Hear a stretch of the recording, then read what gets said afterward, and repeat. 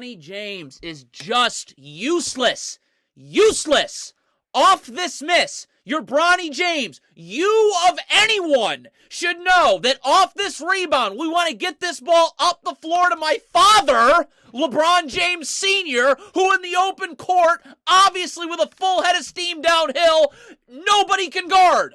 Why is Bronny holding on to the ball here and turning it over? Bronny James has absolutely no idea how to run the pick and roll, okay? I have two options here. I can keep attacking downhill right here, 4-5 solid dribbles downhill. If Royce O'Neal steps up to help, Dalton connects open in the corner.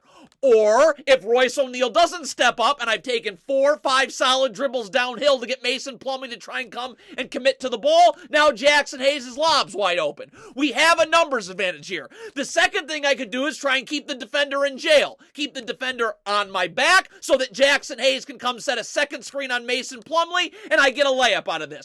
What I can't do is pick my dribble up.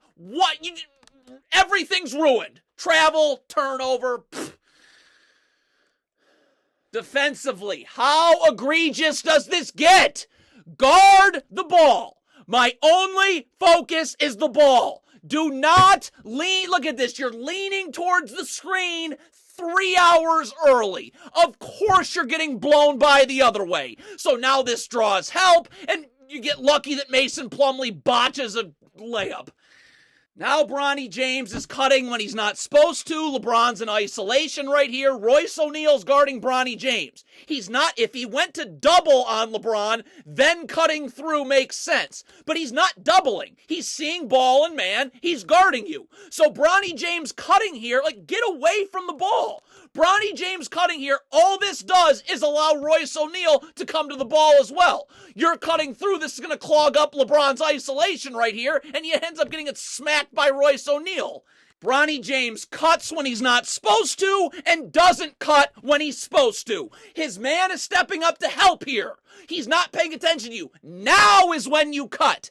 Now is when you cut. So my father can either hit me backdoor for a layup or I take Devin Booker with me, and now that's how Austin Reeves becomes open because my cut occupied Booker and now Reeves is wide open. Instead, Bronny James is, look at this, right now, cut, please. That's a layup. If Devin Booker goes with you, then Austin Reeves is wide open. But instead, Bronny James is setting the most obvious moving screen of all time and not cutting. Turnover.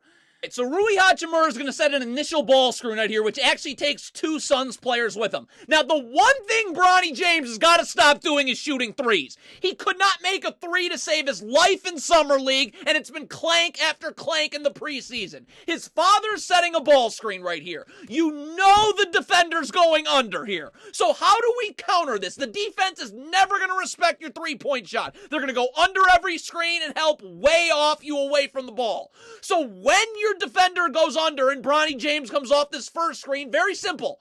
All you got to do is wait for your dad to twist and set a second screen. They're not going to be able to go under that second screen. Now I'm either in the lane. By the way, they're going to be in drop coverage, so your father, LeBron, is going to be wide open on a pick and pop here. So I'm in the lane, I'm creating something for myself, or my father on the pick and pop's going to be wide open. Nope, let's just jack another one. Clank, not even close. You know, part of this is coaching because Bronny James just clogs up the floor. But you're watching a ball screen happen. Get out of the corner and get to the weak side of the floor so your defender has to go with you. If Gabe Vincent wanted to come off the screen, where's he going? You're standing in the corner. Your defender is just right there. There's no place to go. So now Gabe Vincent's going to beat his man off the dribble. Guess what happens? The defender's not worried about Bronny James. He's coming over to help. When that happens, you have to cut and get layups and get to the rim. Your man is stepping up all the way to help. Please cut back door so Gabe Vincent can drop that off to you. Please. But you stand in the green, don't move. So your defender can come over and help. Like right now, I should be backdoor, ready to receive a pass from Gabe Vincent. You stood in the corner so your man's able to help and recover. Gabe Vincent has to pick up his dribble early because that help defender came over because he doesn't care about you in the corner. And now it's a turnover. Every time Bronny James is on the floor, the Lakers are playing 4-on-5 offensively. A ball screen's about to happen. Could you get out of the way? please go to the weak side corner so your defender has to go with you. Look at this. You're standing on the wing. Jalen Hood-Schifino's coming off the screen. This defender again doesn't care about you, so he's stepping up to the elbow. Look at this, how he cramps the spacing. This should be a 2-on-1, but because Bronny James standing on the strong side wing for I don't know what reason, there's no place for Jalen Hood-Schifino to go. So, now it's just, I've got to pick my dribble up immediately. The help defender standing right there because Bronny James is on the wing. I got to pick my dribble up. Jackson Hayes now has just a regular post touch. And Lakers are playing up on the screen. The backside defender is always the man in the weak side corner. That's Max Christie. Bronny James, you're on the weak side wing. That means you rotate down to the weak side corner. Bull comes off this screen. Bronny James is coming in backside help along with Max Christie. So now you're just easily giving up a wide open three every single time. Now in transition, Bronny James. Why does he never sprint and run the floor and run his lane? This is a 5-on-4. Please sprint. Sprint. There's 3 minutes left. It's a 3. Sprint. Look at this, a 5-on-4. Catch this ball on the run. You've got numbers. If you're catching this on the run, bang. Now we've got a 4-on-2. But, I mean, Bronny James is just standing. What? Now off this inbounds, could Bronny James make a nice crisp pass to Max Christie or call him to get closer to the ball and make a nice crisp pass? Instead, you're just floating up a pass off the inbounds that's, of course, getting stolen by Torrey Craig. Now the Suns have numbers, and that's 2 points.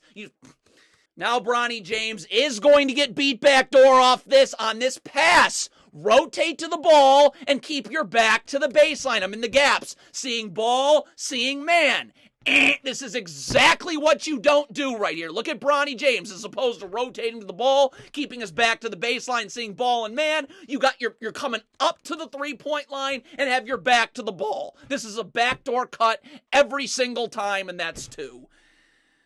The Lakers are in drop coverage here, which is not Bronny James's fault. This is J.J. Redick's fault, and my God, is J.J. Redick terrible. But coming off of this, we want to get on the outside of Connor Gillespie, on the outside, chasing over the top. You cannot come inside towards the screener, because now look at this. You're just running right into him off this drop coverage right here, and this could not be an easier 3-shot foul. In transition offensively, Bronny James cannot shoot. He cannot shoot the basketball, so why are we not getting layups at every opportunity? Again, just sprint and run your lane, and you get a layup. Gillespie is not paying attention. He's got his back. Please sprint. Just run your lane. This is basic transition offense. I'm probably getting a layup out of this. Bronny James, like, just not even trying. Look at this. Sprint and run your lane. Like, you just stop over and over and over and over again.